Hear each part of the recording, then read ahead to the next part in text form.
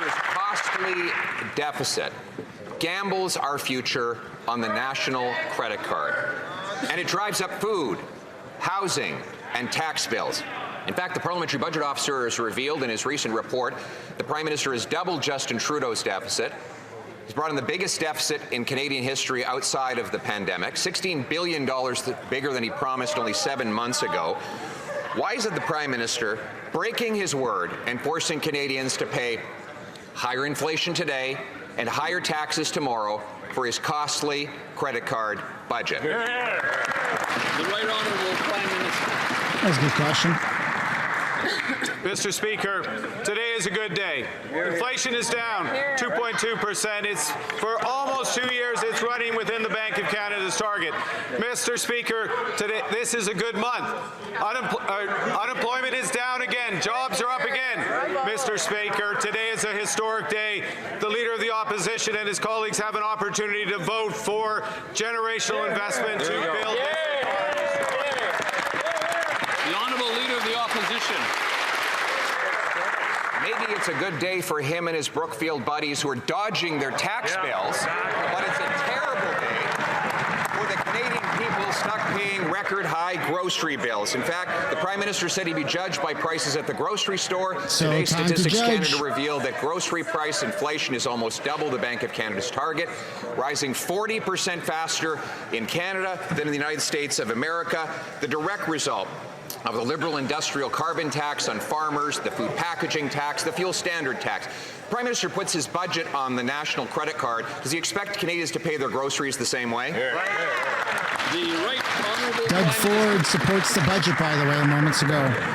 Mr. Speaker, the rate of inflation is down. Mr. Speaker, job creation is up. Mr. Speaker, ambition and confidence in this country is sky high. We believe in Canada. We are investing in Canada. Yes. Today is the opportunity for every member of this House to join us. The Honourable Leader of the Opposition.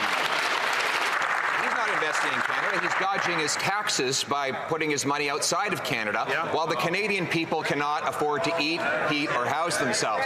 Inflation is now nearly twice the target when it comes to the measurement of food, rising 40% faster in this country than south of the border. We have 100% more people lined up at food banks than in 2019 as the Prime Minister continues to raise taxes on farmers and on food packaging. So once again, the Prime Minister thinks he can put his budget on a limitless credit card. Does he really expect Canadians are going to buy groceries the same way? The Right Honourable Prime Minister. Mr. Speaker, again this month, just as it was last month, just as it has been every month when I've been Prime Minister, Canadian wages have grown faster than the rate of inflation. Canadians are getting ahead. We are creating jobs despite the attack on this economy by the Americans, despite by the obstruction of the opposition. This is an opportunity to build our country. The vote is today. Stand up and be counted. The Honourable Leader of the Opposition. The Prime Minister was right by Surrey the other day handing out tax dollars and donuts in a photo op, but refused to take questions on the 330% increase in extortion that Liberals caused with soft-on-crime laws and open border policies. They've allowed extortionists out of prison by eliminating mandatory prison sentences, and they've allowed foreign gangsters to have visitor visas to kill our people in the streets. Why is it that he had time when he was near Surrey to hand out donuts, but not to stand up and protect Canadians against extortion? The Right Honourable Prime Minister. Mr. Speaker, there's an opportunity to stand up and protect Canadians against extortion, against home invasion, against gun crime, against liberals. Against liberals, someone chirps. Against online harm to children. We are putting these legislations in front of this House. The opposition has a chance to support it. We will protect Canadians. The Honourable Member for Baillieu-Chambly. Mr. Speaker, the Prime Minister seems to be in a bit of a precarious spot. Perhaps it's time for him to do some introspection. He claimed that he would quickly eliminate tariffs that have been imposed on Quebec and Canadian products, but they have increased, and even new ones have been added. Will the Prime Minister admit that his strategy has failed? The Right Honourable Prime Minister. Mr. Speaker, Canada has the best agreement with the United States of America. Oh my God. More than 85 of Quebec goods and services, Defending Canadian a shitty goods and deal with services America and a now failed have negotiation. Zero tariffs. Spiraling out of control, and they'll do anything to keep Canadians from noticing. Parliament's budget watchdog has found that the Prime Minister is using fiscal tricks just to hide how much money is being wasted here in Ottawa. He says there's a less than 10% chance that the Liberals will meet their own spending targets, the same targets they've blown through again and again. The warnings keep piling up. The waste keeps growing, and the government's commitment to responsibility keeps shrinking. So the real question is, what are the odds that the watchdog gets fired next, just for telling Canadians the truth? Yeah! Good job, Melissa.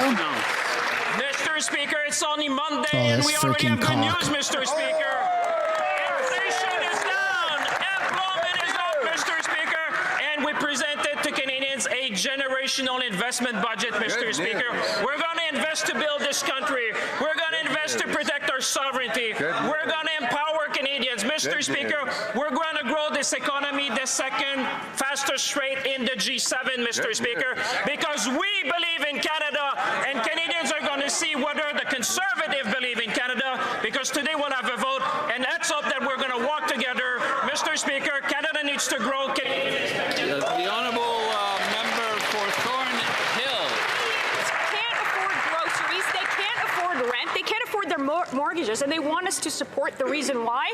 I think most Canadians would say no thanks. But back to the parliamentary budget officer. Remember, this is the same watchdog who called Liberal spending stupefying, shocking, and unsustainable. Now he says the government has abandoned any restraint at all. So no wonder the Prime Minister wants him gone. How many more watchdogs, how many more damning reports will it take for this government to stop maxing out the credit card with their reckless spending? Yeah!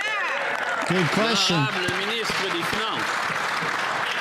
Mr. Speaker, I know it's a big budget. I'm afraid they may have missed a chapter, Mr. Speaker. Let me help them.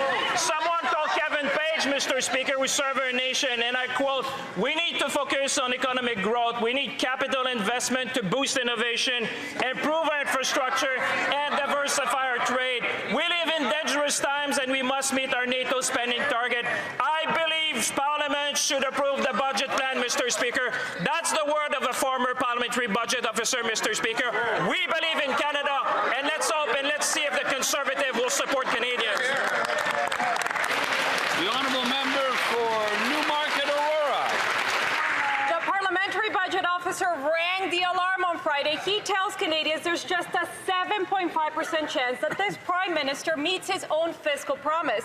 The Liberals have twisted definitions so badly, he now recommends an independent expert body to police the numbers, as he uncovered a $94 billion reallocation in the budget. And what is the Liberals' response? Not a correction, but an effort to silence the watchdog. Replace the referee rather than play by the rules. Will the Prime Minister tell Canadians why anyone should trust his fiscal rules when he has no intention of keeping them? The Honourable Minister of Jobs and Family. Mr. Speaker, I'm a member of Parliament for a region that has many small communities. Shut and up. I can tell you those small communities all across Northern Ontario are looking forward to the investments this budget makes in small and rural community infrastructure, in projects like the Crawford Mine just outside of Timmins that's going to create thousands of jobs, Mr. Speaker. These Canadians, these Northern Ontario Canadians know they have so much to offer, and they are imploring members opposite to vote for them in this evening. No, people in northern communities don't want more debt. Of course, the Liberal government shrugs off their own experts when truth is not convenient to them. One day after the budget drop, Fitch credit ratings rang another alarm, warning that the Liberals' reckless spending is eroding Canada's finances and putting pressure on our credit rating. Budget 2025 blows the deficit up to $80 billion and pushes our general deficit far above the AA credit rating median. They also remind us that the Liberals have a strong track record of breaking every fiscal anchor that they set. How many more fiscal watchdogs need to blow the whistle before this Prime Minister reins in his reckless spending? The Honourable Minister of Jobs and Families.